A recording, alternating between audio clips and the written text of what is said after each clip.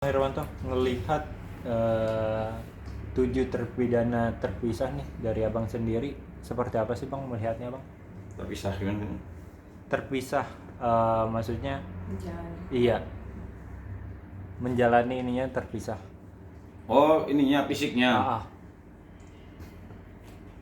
Ya, kalau masalah terpisah itu kan memang itu kalau nggak salah semenjak Peggy Setiawan dia, mungkin Peggy Setiawan itu sudah mulai mencuat ya.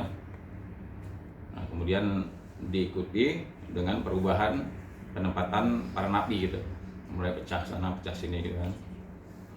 Ya memang saya melihatnya begini ya, apa sih urgennya kok para terpidana ini pecah-pecah.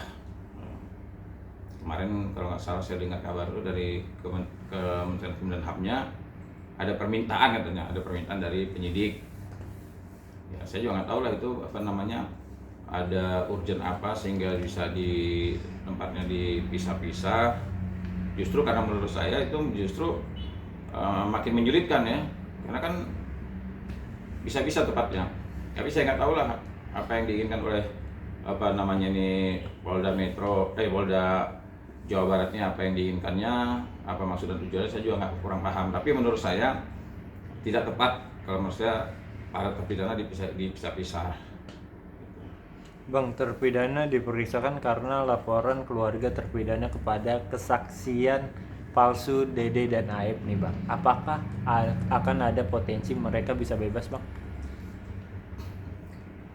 Ya memang karena mereka ini sudah terpidana ya, jadi satu-satunya yang bisa membebaskan mereka itu adalah putusan PK.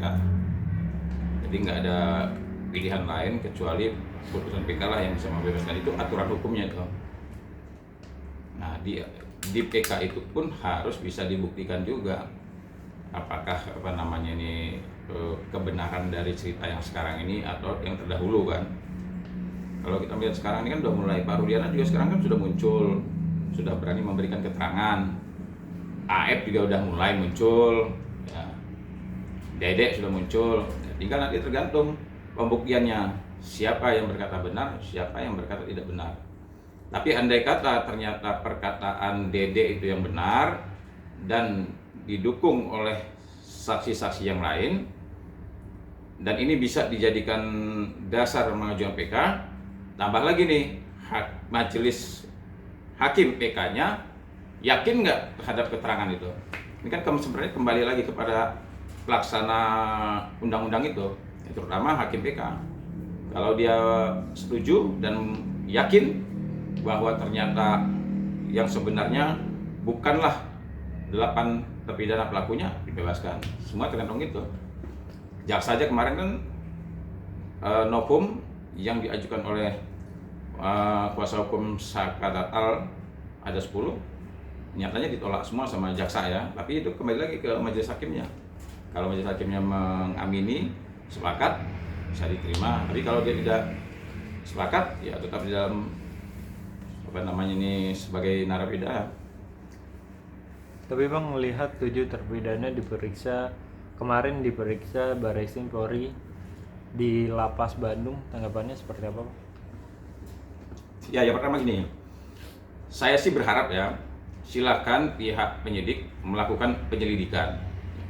Tetapi harapan saya, lakukanlah penyelidikan itu secara objektif, transparan, profesional, adil, dan tidak memihak. Agar apa? Agar hasilnya juga tidak salah. Saya setuju Mabes Polri melakukan penyelidikan. Justru saya mendorong agar pihak kepolisian lakukanlah penyelidikan, mulai dari nol. Nah, cuma lakukanlah dengan jujur, ya, transparan, ya, objektif, adil, profesional, tidak memihak. Nah, itu agar apa? Agar perkaranya menjadi terang. Saya bersyukur, alhamdulillah.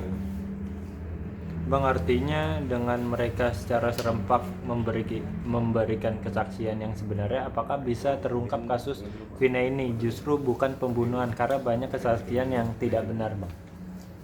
Iya, enggak, kesaksian 8 ya, 8 orang.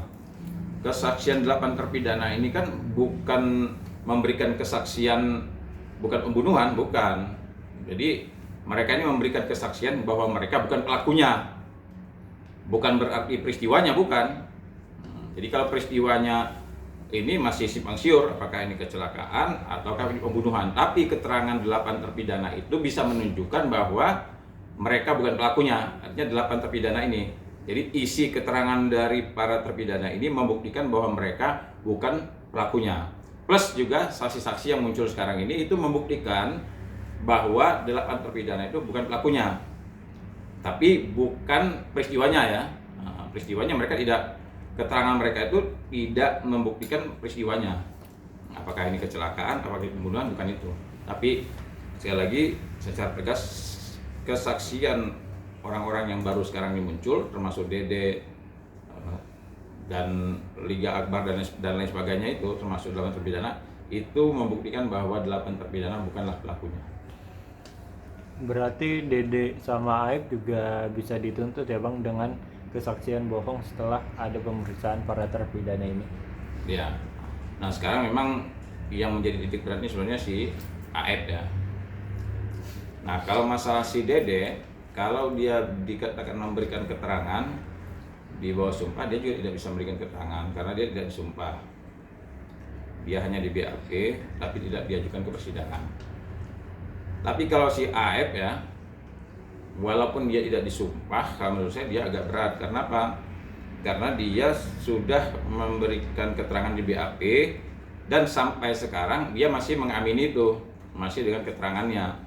Dan sebelum dia menghilang kemarin itu, si Aib kan sempat muncul juga tuh di media mengatakan bahwa dia benar melihat si Peggy Setiawan, rombongan dan lain sebagainya. Dia cerita tuh. Nah, artinya kalau memang cerita itu ternyata tidak benar, ya si Aib bisa jadi kena ancaman dengan terkait dengan memberikan keterangan palsu. Dan Dede juga kan sudah mengaku kesaksian tidak benar. Lantas laporan dari keluarga terpidana tetap berjalan, ini gimana dari Abang sendiri Bang? Nah, justru dengan munculnya Dede itu memperkuat laporan dari keluarga 8 terpidana. Artinya dulu itu kan yang pertama kali kalau nggak salah digembar-gemborkan bahwa yang membuat 8 terpidana ini kuat dia di dalam hakim meyakinkan bahwa dia adalah pelakunya, ya kesaksian 2 orang ini kan, Dede sama si Aib ini. Dan inilah yang selalu diprotes sama pengacara dari 8 terpidana kan, kenapa si Aib sama si Dede ini tidak dihadirkan di persidangan. Nah, sementara peristiwa sampai 8 terpidana ini ditangkap dan ditahan sampai dengan mendapatkan hukuman berawal dari Dede sama si Aib. Nah, jadi keterangan si Dede inilah yang ya bisa dikatakan bahwa inilah yang akan menyelamatkan ya. Tapi bukan satu-satunya, inilah salah satu keterangan yang bisa menyelamatkan 8 terpidana. Bang, lihat Sumpah Pocong itu Rudiana kembali diundang juga balik sama Farhat dan Saka Tatal untuk membuktikan rekayasa kasus ini atau tidak. Dari Abang sendiri melihatnya seperti apa? Ya, kalau saya dari awal sudah saya katakan ya, saya ini orang hukum. Artinya ketika kita ingin memecahkan suatu perkara ya, saya tetap berpegang teguh kepada ilmu pengetahuan ya. Karena kan sudah ilmu pengetahuan kita ini sebenarnya sudah cukup lah untuk bisa membuktikan bahwa orang ini berkata yang sebenar-benarnya atau tidak. Nah, saya lucu aja kalau seandainya saya setuju dengan Sumpah Pocong ya, saya takutnya nanti saya diketawain lagi. Karena selama saya belajar ilmu hukum belum pernah saya mempelajari ilmu Sumpah Pocong itu. Nah, itu silakan aja kalau seandainya ada pengacara mau Sumpah Pocong itu silakan aja, itu haknya dia lah. Tapi saya sesuai dengan disiplin yang ilmu yang saya miliki, pengetahuan yang saya miliki, ya saya lebih suka ya. Pak Rudianto berkata begini loh, saya sebagai ayah korban yang berstatus sebagai penyidik ya, anggota kepolisian Republik Indonesia siap mempertanggungjawabkan, memberikan keterangan sebenar-benarnya demi kebenaran dan keadilan. Nah, saya kira Pak Rudiana lebih pantas ngomong begitu. Nah, dan juga ya teman-teman, saya harap juga ya haruslah kita bicara masalah hukum, jangan bicara masalah sumpah pocong. Nanti bukan apa-apa ya, kalau seandainya ini diamini terus dipakai menjadikan dasar untuk mengetahui kesaksian orang sumpah pocong, lah terus nanti orang nggak ada yang sidang lagi disumpah seperti biasa, sumpah pocong semua orang, jadi kacau semua nanti negara kita ini, semua orang sumpah pocong. Bagi yang meyakini silahkan, tapi ini bicara masalah hukum positif. Nah, sumpah pocong saya tidak setuju.